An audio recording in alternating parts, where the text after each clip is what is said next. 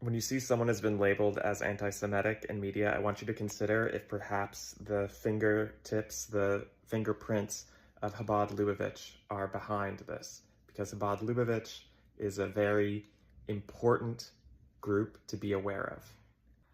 I have a quick message if you care about freedom of speech and political discourse. Now, I'm Jewish, so, say whatever you want.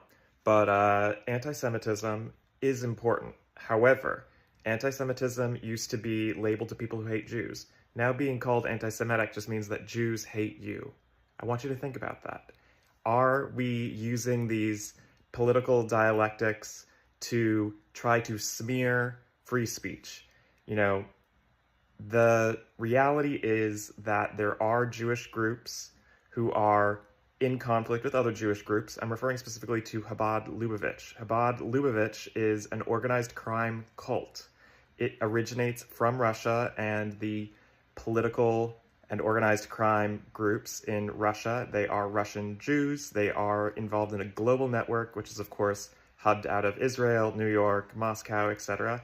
The shortest line between Putin and Trump is through a man called Beryl Lazar, Beryllazar.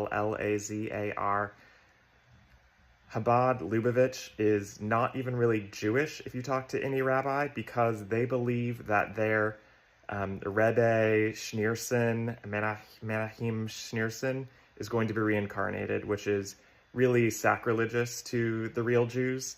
But it is an organized crime group, of which, by the way, Jared Kushner, Ivanka Trump all claim membership of Chabad Lubavitch. Chabad Lubavitch is an organized crime group. They are involved in influencing media. They're involved in child kidnapping. They're involved in drug trafficking, money laundering. There's a long list of sex crimes, just pretty much everything that you would think a general organized crime group would be involved in: racketeering, extortion, etc., intimidation tactics, money laundering. If you don't believe me, just Google. Open your browser, look up Chabad Lubavitch crime, Chabad Lubavitch drugs, Chabad Lubavitch money laundering, Chabad Lubavitch abuse. This group is highly influential. They are very explicitly Zionist and explicitly Judeo-supremacist racists. These are the Jews that